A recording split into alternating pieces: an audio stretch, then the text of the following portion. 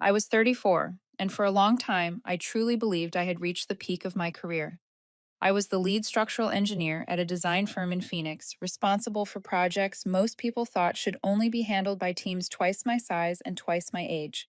But everything changed in one single afternoon the moment I got the call saying the foundation at Southridge had started to sink. When I arrived, the ground looked as if an invisible force had pulled it downward, leaving long cracks crawling across soil that was supposed to stay steady. I stood in the middle of the site feeling like someone had punched me straight in the chest. It took us 3 weeks to investigate, and every trail pointed to one thing. The contractor had swapped out materials, using cheap sand, cutting the cement mix, and even adding water just to increase the concrete volume. I had suspected something was wrong even before the pour, but every warning I raised got buried under the pressure of a project that had already dragged on for months. I thought the inspection reports would protect us. In the end, people only looked at one line: Chief Engineer, and that was my name. During the emergency meeting, the executives did not care about the evidence I put in front of them. They wanted one person to blame. The company collapsed under the weight of that broken trust, and I became the name mentioned in every article analyzing the failure. Overnight, I went from lead engineer to the person labeled careless, the one supposedly responsible for dozens of people losing their jobs. I thought I could carry that pressure until the night I came home and found my husband packing his things. We had argued before about how much time I spent at the site, but I never imagined he would walk out right when I needed someone beside me the most. He said he was tired of living in a marriage where my work always came first, and he did not want our daughter growing up in that kind of atmosphere. He left that night. Lily was 8. She looked at me with those wide, unsettled eyes every time my phone lit up with calls from former coworkers. I could see the worry settling into her, the kind of weight no child should carry. Whenever I opened my laptop to apply for jobs, she stayed close, as if afraid one more mistake would make everything fall apart again. I tried to reassure her, but the truth was, I did not know if I could stay steady myself. The next few weeks were a blur I still do not like remembering. I sent out dozens of applications. No one responded. In this industry, rumors move faster than load charts. One employer even told me that hiring me would make clients nervous. I swallowed it quietly, not knowing how to explain any of this to Lily. I sold our second car, cut every expense that was not essential, even considered leaving Phoenix altogether and starting somewhere no one knew my name. Then, on a heavy late August afternoon, everything shifted. I got a call from a man who introduced himself as Mason Hale, owner of Hale Builders. His voice was low and steady, carrying the kind of certainty I had not heard from anyone in a long time. He told me he knew all about Southridge and knew it was not my fault. He said he needed an engineer who understood the work from the ground up, someone who could stand on a job site and know exactly what was happening beneath their feet. I did not trust it at first. Months of harsh judgment had made skepticism my first instinct. But Mason continued. Hale Builders was expanding, and he needed someone with real field experience, not a manager who lived only on paper. He invited me to Prescott to meet him. I hesitated, then thought about Lily, the debt stacked up on my desk, and the way my name had been wrapped in failure for far too long. The Hale Builders office was not big. It was modest but solid, more honest than most places I had worked. Mason came out, shook my hand, and looked at me as if he already knew who I was. He did not ask the same questions everyone else had.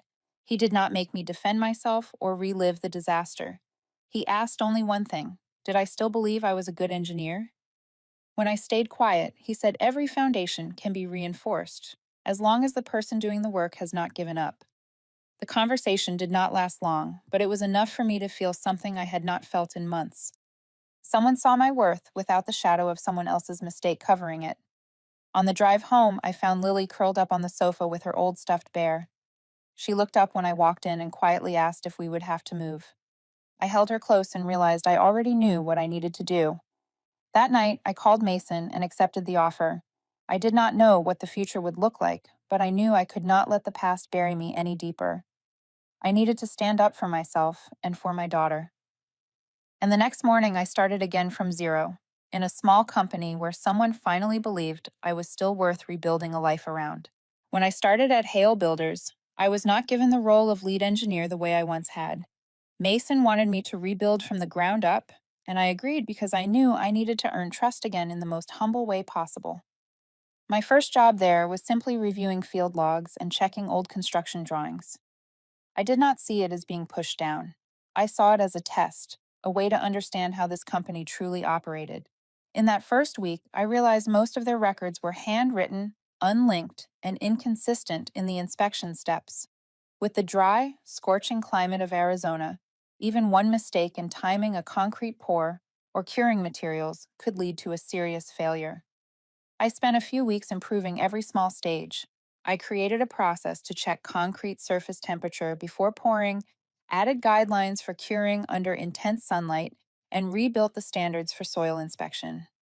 When I submitted everything to Mason, he looked at me for a long moment and simply nodded. He did not say much, but that quiet approval was enough to push me forward. And slowly, the changes showed real results. The sites no longer suffered surface cracking from heat, and schedules stabilized because the crews were not fixing preventable mistakes anymore. Each day, I arrived at the job site early. I stood with the supervisors under the heat that could roast anyone, correcting survey markers and checking every layer of rebar. At first, some of the workers were not used to a woman standing in the middle of the site giving precise instructions. But when they saw projects finishing on time and passing inspections with higher ratings, they began to trust me. I became the person they sought out when something went wrong. I did not need a title to become the technical anchor of the whole team. Lily was about 9 then. On days she did not have school, I took her with me to the job site. She loved watching the cranes swing huge concrete blocks, loved listening to me explain why the sand needed a certain level of moisture, and she loved asking questions that left me both tired and amused. She grew up around the sounds of drilling, clashing steel, and the smell of fresh concrete. I was a mother, an engineer, and the only pillar holding up a home with just the two of us. Some days I felt completely drained, but when I saw her happily coloring shapes that looked like construction frames, I knew I was on the right path. About 2 years after I started, Hale Builders began receiving more and more project offers. The company's reputation spread beyond the main street of Prescott, reaching Cottonwood and Sedona. A developer in Nevada wanted to test a small residential project and invited us to bid. Mason sent me to lead the technical survey team. When I stepped onto that vast stretch of red Nevada dust, I knew we had a chance to leave our first mark outside Arizona. I prepared an exceptionally detailed construction plan, accounting for high winds, expansive soil, and the sharp temperature swings between day and night. The developer was impressed with my thoroughness and awarded the entire project to Hale Builders. It was a turning point. When the project finished without a single error, the inspectors noted that our foundation deviation was lower than the required standard. That recognition spread our name into a few regional conferences, and soon, more clients in Nevada began calling us. Throughout all of this, Mason never treated me like an employee who needed to prove her worth. He gave me a kind of trust I had never seen in my previous career. He handed me full authority over technical decisions and let me manage the supervision teams directly. I knew that without him, I might never have stood back up after Southridge. Whenever I presented a new plan, he asked only one question: "Are you sure?" And when I nodded, he signed without hesitation. From 6 people, Hale Builders grew into a team of more than 40. New employees were told I was the person who would explain everything about the technical side. Some of them joked that the company had 2 pillars: Mason, who kept the finances standing, and me, who kept the quality standing. It surprised me, but it also warmed something inside me in a way I did not expect. I had once been stripped of my reputation by unfair blame. Now I was recognized by the work itself, and I no longer felt the need to prove anything to anyone. One day I was invited to a meeting with a major client. When Mason introduced me, he said Ava is the person who keeps every structure we build standing firm. He said it simply, but it awakened a confidence I thought I had lost forever.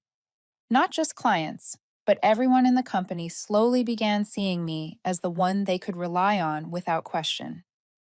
I rebuilt my name not with explanations or excuses, but with straight foundations, crack-free structures, and technical decisions grounded in safety. Those 11 years were not easy. But step by step, I felt myself rebuilding the life that South Ridge once shattered. I did not know what the next years would bring, but I believed my new foundation was strong enough to hold me up through anything. And I had no idea that those peaceful years were preparing me for a storm I never saw coming. I thought I had seen enough shifts in this industry to no longer be surprised by anything. But what I never saw coming was the return of Ethan Hale. That morning, while I was watching the crew set the formwork for a new project outside Prescott, Mason called me back to the office immediately. When I stepped into the conference room, I saw a young man leaning back in his chair, one leg crossed over the other, turning a polished metal pen in his fingers, like it was more of an accessory than a tool. It was the first time I saw Ethan after years of hearing Mason mention him. Ethan had just returned from New York after finishing his graduate business program. He was 28, carrying the confidence of someone who had never truly shouldered responsibility. His smile was polite, but there was a hint of challenge in it, as if the world were nothing more than his personal playground. Mason introduced me as the chief engineer and the one who had kept the company steady for many years. Ethan shook my hand, but the way his eyes drifted around the office told me he was silently judging everything, already imagining which walls and desks he would replace with something sleeker. That very afternoon, Ethan insisted on joining the meeting for the new project. While I walked through the construction plan, he kept cutting in, suggesting we shorten the concrete pouring time, even though Arizona summers could crack uncured concrete in a matter of hours. When I said we needed 3 weeks for loading tests and safety checks, Ethan immediately objected, claiming it would bore the client and cost more money. I asked what data supported his ideas, and he shrugged, saying the construction models on the East Coast were far more efficient. I looked at Mason, expecting him to step in, but Mason simply smiled and told me to consider Ethan's suggestions. I had worked with young engineers eager to prove themselves, but Ethan was nothing like them. His lack of real field experience was dangerous, yet he carried an unwavering belief that clean numbers on a business model could replace standing under 40-degree Arizona heat while checking microfractures in concrete. What worried me more was the way Mason watched him. His eyes were full of hopes he had never shown anyone else, as if he finally saw the successor he had always wanted. By Ethan's second week back, he began showing up at every site. He would park right at the gate, step out in a white shirt that made no sense for a construction zone, and expensive leather shoes that had never seen dust. He spoke to the workers but never asked about concrete moisture levels or rebar placement. Instead, he talked nonstop about doubling productivity, expanding Hale Builders across the entire Southwest, and turning us into a regional brand. One of the workers whispered to me that Ethan looked more like someone acting out a role than someone doing real work. Ethan's flashy ideas began bleeding into our meetings. He suggested creating a cheaper pricing package to lure clients in, even if it meant cutting essential safety procedures. He proposed promising timelines half as long as the actual requirements, saying clients loved boldness. I tried explaining that construction was not like the tech world. You could not reduce everything with a few keystrokes. Each time I said that, Ethan laughed and asked whether I was afraid of change. The atmosphere in the company began to shift. Some of the younger staff admired Ethan's confidence and his grand promises. They believed he was simply trying to prove himself to Mason. Meanwhile, the older employees were uneasy. Marcus Lee, our most loyal site supervisor, quietly told me Ethan was like a storm, loud and fast, capable of sweeping everything away if no one held the line. I understood that fear, but I tried to stay calm, hoping this was only an initial adjustment period.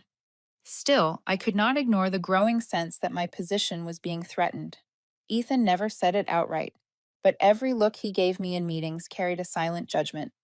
I had spent more than a decade guiding Hale Builders through its most difficult years, and now someone who had never stood on a field in harsh weather was making decisions that could put the entire company at risk. One afternoon, while I was reviewing detailed drawings for a project in Nevada, Mason walked in and said he wanted Ethan to learn more from me. He told me to mentor Ethan the way he once mentored me. I said nothing, but I understood exactly what I was facing. This was not just a reckless young employee. This was the heir Mason had pinned every hope on. No matter how inexperienced Ethan was, no matter how unreasonable his proposals sounded, in Mason's eyes, Ethan remained the future of Hale Builders. For the first time in many years, I felt my own foundation tremble slightly. Not because I doubted my abilities, but because I could see a storm forming on the horizon. And Hale Builders, the place where I rebuilt my entire life, was about to face changes I was not sure I could save it from. I did not have to wait long to see that Ethan would not stop at flashy ideas in the conference room. He began changing the very core of the operating system I had built over 11 years. One morning, just as I stepped into the office, Rebecca from coordination ran to me in a panic, saying the entire project management software had been replaced overnight. I opened my computer, and she was right.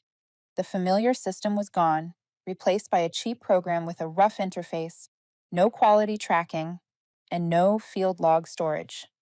I called Ethan into a small meeting room to ask why. He calmly said the old software was too expensive and the company needed to cut monthly costs. I asked if he knew the new system did not track material temperatures during construction in extreme Arizona conditions. Ethan shrugged and said that large firms in New York use cheaper options to optimize expenses. I told him Arizona was not the East Coast. He did not care. He said I was overcomplicating things. Those changes turned out not to be the worst part. A few days later, I discovered Ethan had canceled our long-standing contract with one of the most reputable foundation subcontractors we had ever worked with. He replaced them with a low-cost group that did not even hold a state license. When I demanded to know why, Ethan said their prices were nearly 30% cheaper and would boost our profit margins. I told him licensure was not something you compromise. He fired back that I was stuck in old thinking and did not know how to compete in the modern market. Chaos hit the job sites immediately. The bargain contractors did not know the required pre-pour inspections, and Ethan pressured the younger engineers to skip soil checks to save time. I went to the site in person and ordered the work stopped, but Ethan had already overridden me. He wanted faster progress so he could report to Mason that his approach was superior. I realized this was no longer a difference in technical opinion.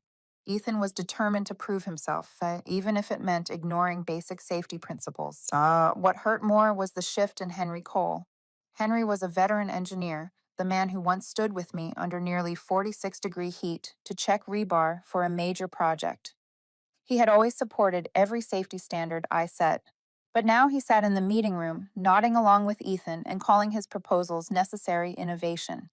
Ethan had promised Henry a technical manager position if his changes worked. I saw the hesitation in Henry's eyes, but in the end, he chose Ethan's side. As things spiraled further out of control, I decided to talk to Mason. I laid out everything, from the cheap software and unlicensed contractors to the pressure Ethan was putting on the engineering team. Mason listened, but his expression was no longer the same. He said I was worrying too much and that Ethan needed room to fail so he could learn. I told him mistakes in construction were not just numbers on paper. They could mean cracked slabs, collapsing structures, or accidents we would never be able to undo. But Mason looked at me as if I were resisting the future. He said I was being too rigid and needed to be more open to change. I walked out of that room feeling like I had lost something precious. Not just Mason's trust, but the position I had spent years building. And I began to understand that Ethan was not just a passing storm. He was the person Mason had placed all his hopes on, no matter his actual ability. The internal fractures reached their peak during a meeting with a major client from Las Vegas. I was presenting a safe construction plan for a commercial project when Ethan suddenly stood up and cut me off. He told the entire room that my proposals were slow and outdated. He said I was afraid of challenges, afraid of change, and that Hale Builders needed bolder steps if we wanted to compete in the Southwest. The room went silent. I looked at Mason, waiting for him to step in, but he did nothing. He only glanced at Ethan and gave a small nod, as if agreeing with every word. That moment felt like a deep cut through everything I had built. I knew that he would try to prove I no longer belonged here, but I never imagined Mason would allow it to play out in front of a client. When the meeting ended, the client said they needed to review the timeline again because they sensed the company lacked alignment. That was my worst fear. It was not just safety at risk anymore. It was the reputation I had fought to protect. That night, I drove home in silence. Lily asked if work was all right, and I smiled so she would not worry. But inside, a question kept echoing. Did Mason still see me as a pillar of this company, Or was I just a temporary bridge for Ethan to cross on his way to becoming the successor? That question felt like a hairline crack, spreading deeper each day, and I no longer knew if the foundation I had built for Hale Builders could withstand the next blow. After the meeting with the Las Vegas client, I began noticing the quiet shifts Ethan was setting in motion. He started holding private discussions with Mason, carrying colorful reports and growth charts built from the prettiest assumptions possible. I happened to see a few drafts left on the shared printer. Every number in them was pushed to levels only someone who had never supervised real construction would believe. He projected productivity doubling, timelines cut in half, and profit margins rising by nearly 30%. Those were not operating models, they were fantasies.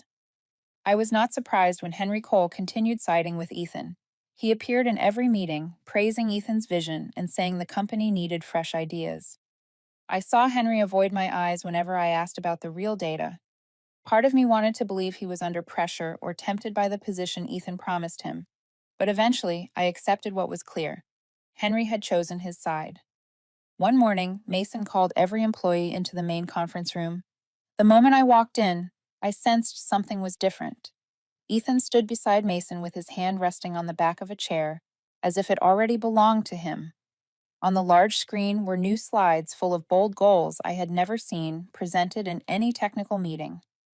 Mason stood and, with excitement in his voice, said Hale Builders was ready for a major leap forward. Then he said the words I had feared for a long time. Ethan would take over as the new chief executive, and I would be moved into administrative support and technical documentation. He said it as if it were a logical arrangement, like shelving an old machine to make space for a newer model.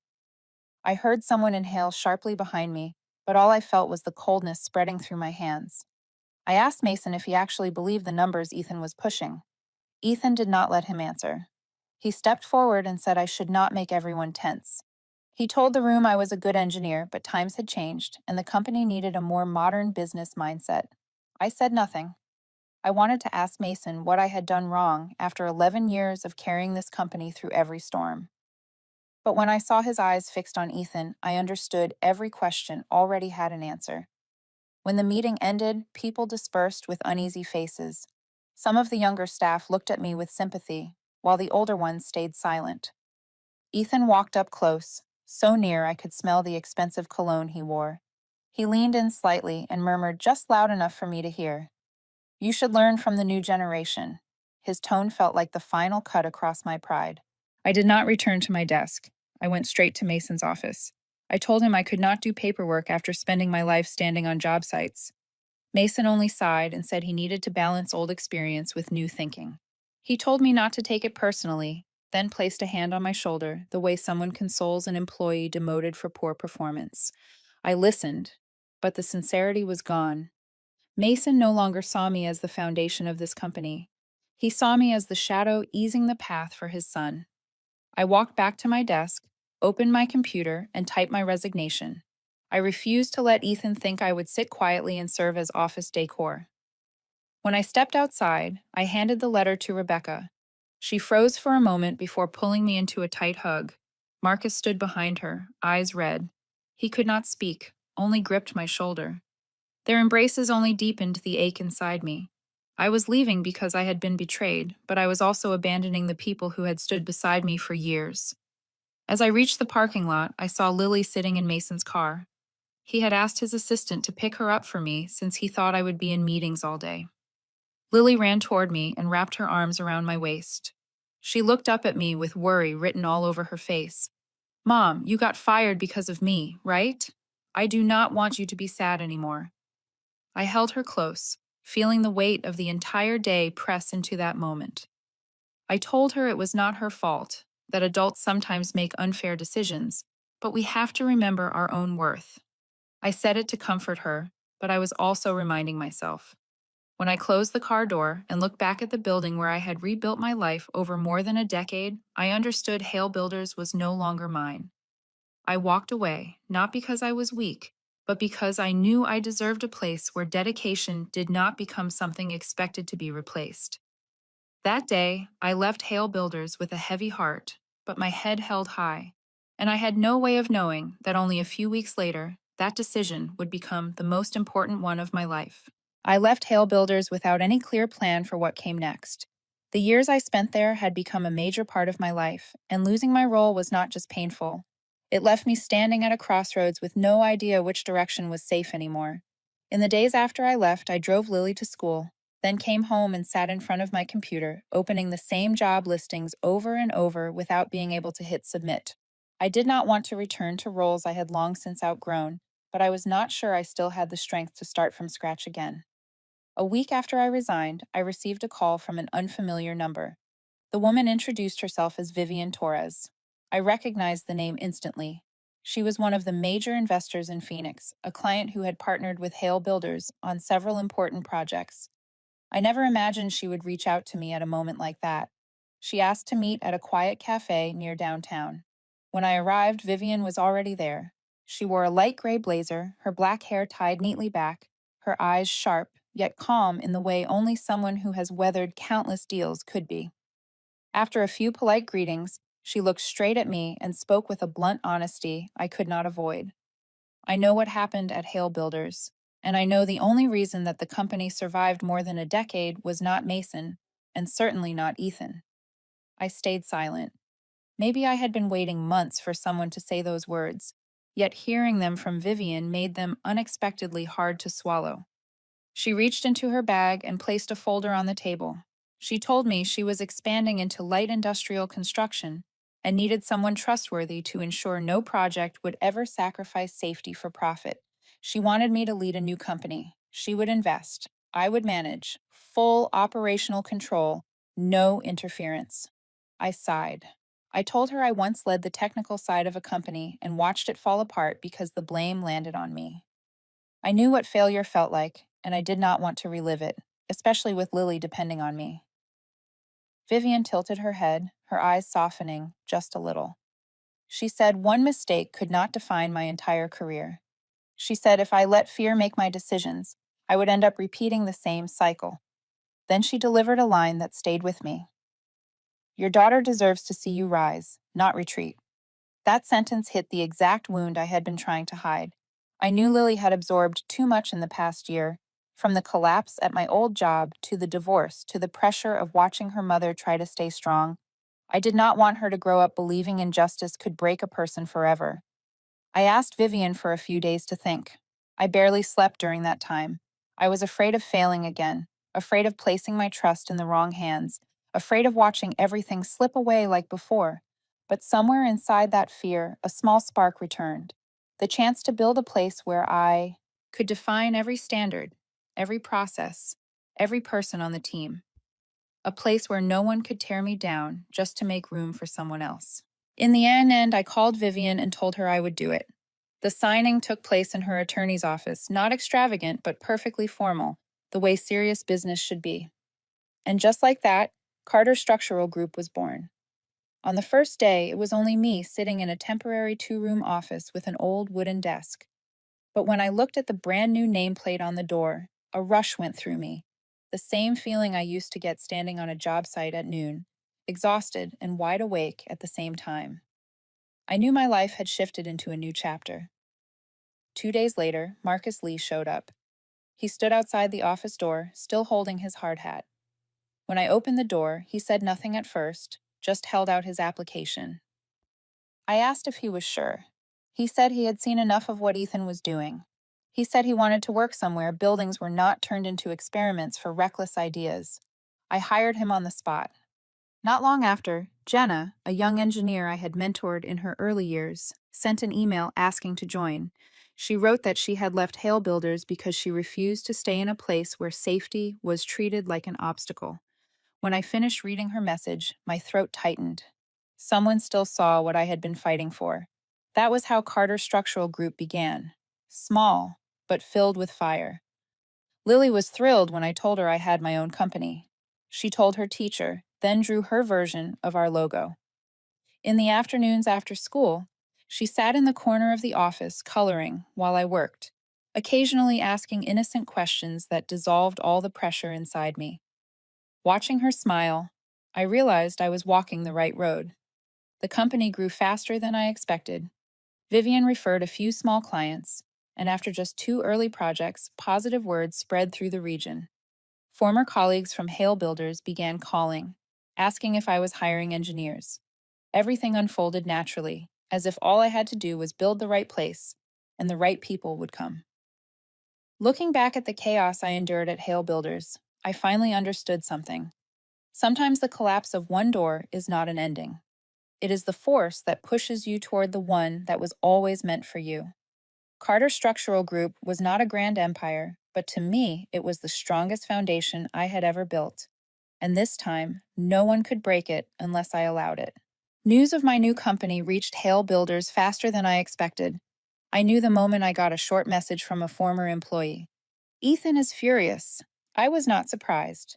Ethan had always treated his position at Hale Builders like an inherited crown, and my departure did more than remove a pillar from the company. It created a comparison he never wanted to face. Who had truly kept that place standing for 11 years? His retaliation started with rumors. One morning, Marcus walked into my office looking irritated. He said Ethan was spreading claims that I stole internal data before leaving, that I had taken contractor lists, design files, and client records for my new company. I laughed because the accusation was childish, but Marcus did not laugh. He said a few contractors had already called, worried they might get sued if they continued working with Carter Structural Group. I knew Ethan would try everything to keep them on his side. I was not surprised when, a few days later, a major subcontractor told me Ethan had called them directly, warning that Hale Builders would stop using their services if they collaborated with me.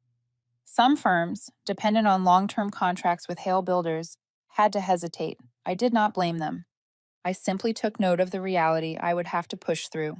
I had known this road would not be easy from the moment I signed the formation papers. Ethan did not stop there. He began submitting bids so low that they were nearly impossible. I recognized the tactic instantly. Win jobs by volume to create the illusion of rapid growth. But underbidding in construction is the fastest path to disaster. When real costs exceed the promises, something gets cut, and what gets cut is either quality or safety. Marcus said Ethan was digging his own hole. I knew he was right, but I also knew Ethan would try to drag me into it before it opened beneath him. His next move was far more calculated. Jenna brought a set of construction documents into my office, sent by a subcontractor. A glance told me something was wrong. The footing depths and rebar layers did not match the standard I had given the client. I checked my previous emails. The design I sent was completely different. Someone had swapped it before it reached the subcontractor. I called them right away and asked who sent the new files. They said someone from Hale Builders had emailed an updated version, claiming I asked them to forward it. I knew instantly who had done it. If the subcontractor built from the wrong design and the structure failed, the state inspectors would come after Carter Structural Group first. I sat down and breathed deeply. Ethan did not just want to compete, he wanted to destroy me. But I had survived one collapse. I would not let another one take me down. I reported everything to the State Construction Inspection Office, sending both versions of the design for verification. At the same time, I ordered the subcontractor to pause all work until the documents were cleared. By reporting it myself, I protected the company from Ethan's trap and showed the subcontractor exactly how transparent we were. When the inspectors confirmed the design had been tampered with and the sender was not me, they ordered Hale Builders, not Carter, to explain. I took no joy in seeing Ethan cornered, but I felt a rare relief. This time, no one would pin the blame on me. A few weeks later, Carter Structural Group received a call from a major investor in Flagstaff. They wanted us to bid on a new logistics center. I assumed it was just a polite invitation, but at the first meeting, I learned they had been watching my work for years. They said they wanted a team that put safety first, not flashy timelines or shortcuts for quick profit. I poured everything I had into the design and construction plan. Marcus handled the site assessment, and Jenna double-checked every number. When we presented to the board, they listened to every word, nothing like the skeptical meetings I used to endure at Hale Builders. 2 weeks later, they announced that Carter Structural Group had won the bid. I did not say it out loud, but when I opened the email, I felt like I had reclaimed a piece of dignity stolen from me years before. I pictured Lily's smile when I told her that her mother's company would soon build its first major structure. Meanwhile, things at Hale Builders only worsened. A project in Tucson developed concrete cracks 4 days after pouring. Scaffolding at the Prescott site sank, injuring a worker. The technical team whispered that Ethan was making reckless decisions, and Henry could no longer control the inexperienced crews. Hearing it weighed heavily on me. I did not want Hale Builders to collapse, but I also knew I could not go back and save them. I had chosen my path, and now I had to walk it. Standing on the empty lot in Flagstaff where Carter Structural Group would build its first major project, I felt a peace I had not felt in years. Not because I had defeated Ethan, but because I was building something with my own hands, without anyone overshadowing my worth. And this was only the beginning of the quiet war between me, the heir of Hale Builders. But this time, I was not afraid. I had stood back up once after being knocked down. I could do it as many times as I needed. I never wished for Hale Builders to collapse, even after the way they hurt me left a deep cut. But when I heard that the scaffolding at the Prescott site had partially fallen, injuring a worker, I knew the consequences of Ethan's reckless decisions had finally reached their limit. That small accident was enough for the State Safety Division to launch a formal investigation. When inspectors arrived, they discovered the scaffolding crew had no valid certification, exactly as I had warned. The media moved quickly. A local paper led a series of investigative reports showing Hale Builders had repeatedly hired underqualified, low-cost subcontractors. A few former workers even spoke publicly, saying safety procedures had been shortened for months. The news spread fast, and their major client in Tucson announced a temporary shutdown of the entire project. I watched everything unfold in silence. Hale Builders had once been the place where I rebuilt my life, but now I only felt sorry for the innocent people still holding on.